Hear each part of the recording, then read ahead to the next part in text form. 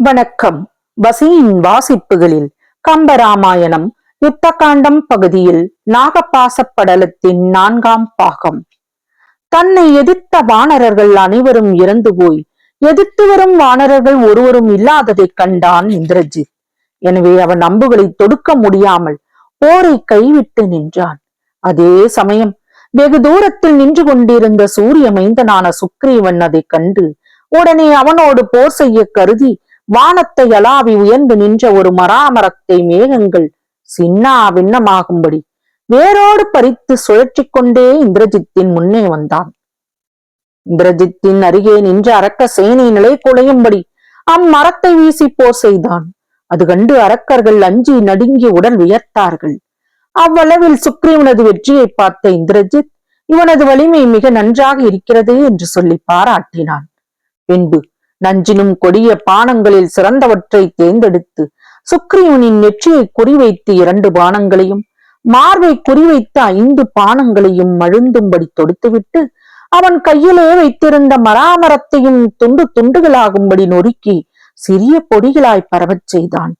அப்போது அனுமன் ஆழகால விஷம் என்று சொல்லும்படியான உக்கிரமான கோபத்துடன் அங்கே வந்து சேர்ந்தான்.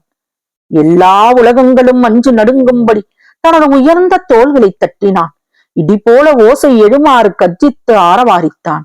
அவன் இப்போது இந்திரஜித் இதனால் இறந்தான் என்று பார்த்தவர்கள் எல்லோரும் சொல்லும்படி மிக பெரியதொரு மலையை எடுத்து இந்திரஜித் மேல் வீசினான். தன்னை தாக்க வந்த பெரிய மலையை அந்த கணத்திலேயே ராவண மைந்தன் தனது அம்புகளால் சிறிய துகளாக சிதறடித்தான். அவ்வாறான பின் மண்டோதரியின் மகன் அஞ்சனா தேவியின் மகனை பார்த்து, நில்லடா, சற்றே நில். இப்போர்க்களத்துக்கு நான் உன்னோடு போர் செய்ய கருதியே வந்தேன். நீயோ வில்லெடுத்து போர் செய்யாமல் உனது வலிமையை பாராட்டிக் கொண்டு உயிருடன் நின்று என் முன்னே விளையாட்டு காட்டுகின்றாய். உன்னோடு போர் செய்ய எண்ணி வந்த எனது வலிமையை கல்லும் பெரிய மரங்களும் தாம் அடக்க வல்லவைகளோ? அடா, அடே, நீ சொல் என்று இகழ்ந்து கூறினான். வாயு புத்திரன் அதற்கு, எங்கள் பக்கமும் விற்போர் செய்யக்கூடிய கொடிய வீரர்கள் சிலர் இருக்கிறார்கள். கல்லெடுத்து போர் செய்யக்கூடிய வல்லவனும் இருக்கின்றான். இதனை 2 நாளிலேயே நீ காணலாம். இந்திரன் முதலிய தேவர்கள் வேண்டுமானால் உன்னிடம் தோற்று உயிர் பிழைத்து ஓடுவார்கள். ஆனால் நாங்களோ உனக்கு தோற்று புள்ளை வாயில் வைத்துக் கொண்டு ஓடுபவர்கள் இல்லை. மற்றும் சில போர் வகைகளை தொடங்கி உனது எதிரே வந்திருக்கின்றோம். என்னோடு நீ போர் செய்வாயோ அல்லது எமது தலைவனாகிய இளைய பெருமாளுடன் போர் புரிவாயோ? உமது தந்தையான ராவணனின் 10 தலைகளையும் 20 தோள்களையும் வெட்டி வீழ்த்துவதற்காக வந்துள்ள ஸ்ரீராமச்சந்திரமூர்த்தியுடன் தான் போர் செய்வாயோ? நீ அதை விரும்பி சொன்னாலும் நாங்கள் அதனை மறுக்க மாட்டோம், விரும்பியே ஏற்போம் என்று இந்திரஜித்துக்கு பதிலடி கொடுத்தான். இந்திரஜித் அவ்வார்த்தைகளை கேட்டவுடனே அவனை பார்த்து, என் தம்பி அதிகாயனை ஜெயிக்க கொன்று தனது உயிரை நான் கொல்லுவதற்காக வைத்துள்ள அந்த லக்ஷ்மணன் எங்கே நிற்கின்றானோ அங்கேயே சென்று அவன் நிற்கின்ற இடத்திலேயே அவனை போரிட்டு கொன்று கோபம் தணிவதற்காகவே நான் வந்திருக்கிறேன். மற்றும் உலகங்களை எல்லாம் ஒடுக்கச் செய்ய வல்ல கொடிய அம்புகளை நான் தொடுப்பேனானால் உங்கள் வீரத்தால் அவைகள் அடங்கிவிடுமோ? யாருடைய துணையும் இன்றி நான் தனித்து எனது தேரிலே நின்று கொண்டு எனது வில்லில் இருந்து தொடுக்கின்ற அம்புகளால் உங்கள் எல்லோருடைய தலைகளையும் ஒரு சேர துண்டித்து விடுவேன். இது உறுதி. என்னை எதிர்த்து போர் செய்ய நீங்கள் எல்லோரும் ஒன்று கூடி வாருங்கள். உங்களுடன் சேர்ந்து என்னை எதிர்ப்பதற்காக தேவர்களையும் மண்ணுலகத்தவர்களையும் கூட கூவி அறையுங்கள். இன்றே பகற்பொழுதுக்குள் உங்களை போரிட்டு அழித்து வெற்றியும் பெறுவேன். எல்லோரையும் வென்ற பின்பே இந்த போர்க்கள பூமியை விட்டு என் நகருக்கு நான் திரும்பிச் செல்வேன் என்று வீரவாதம் செய்தான். பின்பு இந்திரஜித் தனது கொடிய வில்லை கொண்டு கொடிய 900 அம்புகளை அனுமன் மீது பிரயோகித்தான். அவ்வம்புகள் குறி தவறாத அனுமன் மேல் சென்று தைத்தன.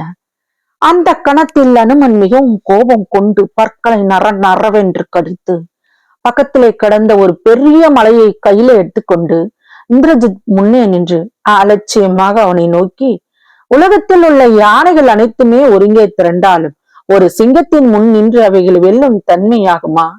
நீ எனது தலைவராகிய ஸ்ரீராம பிரானது திருத்தம்பியுடன் போர் செய்ய விரும்பியதால் நான் உன்னுடன் போர் செய்யாது வெறுமனே நிற்கின்றேன். ஆனால் நீயோ இளைய பெருமாள் வரும் வரை காத்திராமல் உனது அம்புகளை என் மீது தொடுத்தாய்.